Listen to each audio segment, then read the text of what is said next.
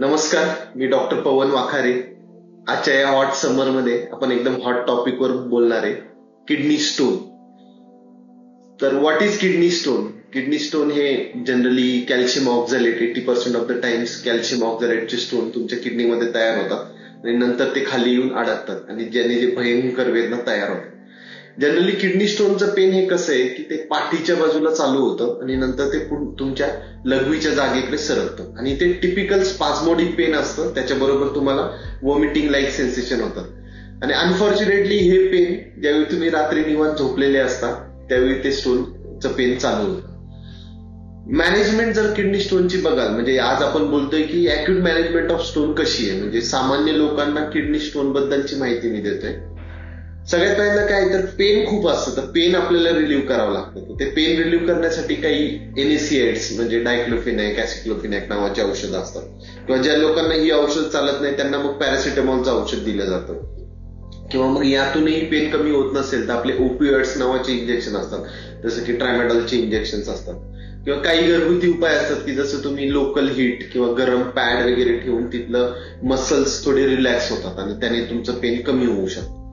दुसरी जी मेजर गोष्ट असते की किडनी स्टोन मध्ये तुम्हाला हायड्रेशन मेंटेन ठेवावं लागतं. तर हायड्रेशन म्हणजे कसं की जर तुम्ही ओरली भरपूर पाणी घेऊ शकता, किंवा जे लोक ओरली पाणी घेऊ शकत नाही त्यांना सलाईन मध्ये पाणी घेऊन शरीरातलं पाण्याचं प्रमाण व्यवस्थित ठेवलं पाहिजे. आणि खूप वेळा तुम्ही जाणवलं असेल किंवा ऐकलं असेल की किडनी स्टोनच्या बरोबर उलटीचे सेन्सेशन असतं. तर मग अशा वेळी तुम्हाला उलटीचे जे इंजेक्शन असतात, म्हणजे आम्ही ज्याला अँटी इमेटिक्स म्हणतो, ते आपण तुम्हाला घ्यावे लागतात की जेणेकरून तुमचं वॉमिटिंग कमी होऊन शरीरातलं पाण्याचं प्रमाण कमी होईल. आता हे झाले की तात्पुरत्या स्वरूपाचे उपाय. कुठल्या गोष्टीमध्ये किडनी स्टोनला अर्जंट इंटरव्हेन्शन म्हणजे सर्जरी करावी लागते, तर हा प्रश्न खूप कॉमनली मला ओपीडीमध्ये विचारला जातो.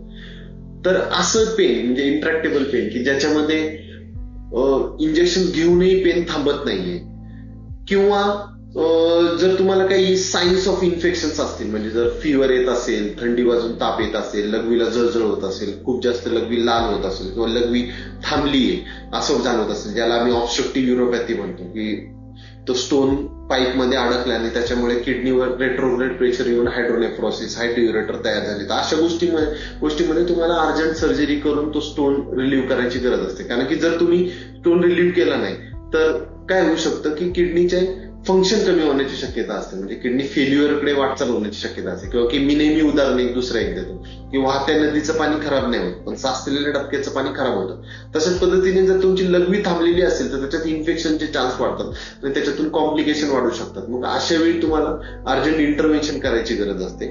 आणि दुसरं एक इंडिकेशन असतं की जर तुम्ही ब्लड टेस्ट केल्या किडनी स्टोनवर, त्याच्यात तुम्हाला जाणवलं की ते क्रिएटिनिन नावाचा एक रिपोर्ट असतो जो किडनी फंक्शन इंडिकेट करत असतो. जर क्रिएटिनिन तुमचं वाढलेलं असेल तर अशा वेळी पण तुम्हाला जवळच्या नेफ्रोलॉजिस्ट आणि युरोलॉजिस्टला कॉन्टॅक्ट करून तुम्ही स्टोनच्या सर्जरी बद्दल विचार करायला हवा. तर आजच्या या टॉकमध्ये आपण बघितलं की थोडक्यात किडनी स्टोनची मॅनेजमेंट काय आहे. नमस्कार.